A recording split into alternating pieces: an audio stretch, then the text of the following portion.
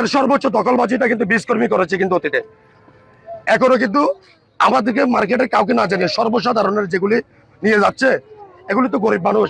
এদের আপনি দেখেন গা, সর্বোচ্চ আছে যে পেটে রুজি রোজগার করার মতো কিন্তু ওই স্থানটা ভ্যান গাড়িটা, কিন্তু ওইটা তো আপনি নিয়ে যেতে পারে না। এভাবে আপনি নিয়ে যান, যদি আপনার কথা না শুনে, যদি উনি কথা শুনে, উনি যদি অবৈধ হয়ে থাকে আপনি নিয়ে যান, সেখানে আমরা আইনকে সহযোগিতা করবো। কিন্তু একটা বৈধ মানুষের দোকান যদি নিয়ে যায়, সবচেয়ে বড় কথা হচ্ছে আমি মার্কেট সভাপতি, আমার দোকান একটা ভেঙে ফেলছে, আমি কি এখানে অবৈধ দোকান রাখবো? দেখবেন আপনার গণমাধ্যম সভাপতিকে অ্যাটাক করা নাকি আসলে অভিযান? যদি আসলে অভিযান হয়, আপনাদের গণমাধ্যমের একটি টিম থাকুক, আমরা থাকি একটা টিম, কোর্টের একটি টিম থাকুক, সত্যতা ন্যায় নিষ্ঠার সাথে অভিযান পরিচালনা হোক। ওয়েলকাম। সবাই তো দিয়েছে, অনেক গণমাধ্যম কর্মীরাও তো নিয়েছে, সবাইকে টাকা ছাড়া দেয়নি তো।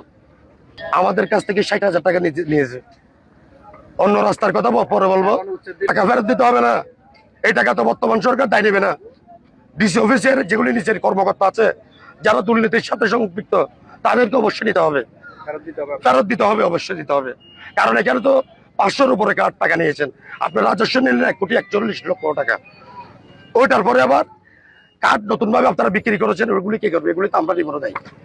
এগুলি ডিসি অফিসের ডিসি স্যার ব্যতীত বাকি যারা আছে, তারা জনগণের সাধারণ কক্সবাজারের যেগুলি টাকা পয়সা নিয়ে কার্ড দিয়েছে, টাকাটা ফেরত দিয়ে দেখ, আমাদের দরকার নাই তো। টাকা না দিলে অন্যথায় ওনাদের বিরুদ্ধে আমরা আইনানুগ পারি বা যেভাবে পারি আমরা আমাদের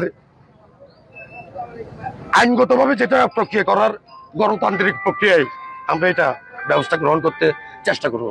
তবে স্বরাষ্ট্রমন্ত্রী যেহেতু একটা নির্দেশনা রয়েছে, যেটার কথা আপনারা বলছেন, তো সেই নির্দেশনার কারণে আমরা অভিযানটা, এখন আপনারা হয়তো আজকে দৃশ্যমানভাবে একটা অগ্রগতি দেখছেন, কিন্তু আমরা আসলে স্বরাষ্ট্রমন্ত্রীর নির্দেশনার পরপরই বা তার আগে থেকে আমাদের কিন্তু কার্যক্রম এখানে চলমান ছিল, সেটা আপনারা দেখেছেন।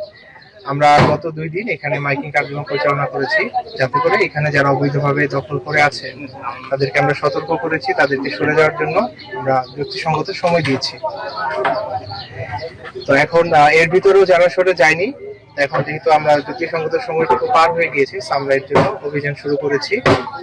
আর এমনিতে আমাদের ব্যাক এন্ডে অনেক ধরনের প্রসেসিং চলছে, আমাদের কার্যক্রম চলছে, অভিযান পরিচালিত হবে।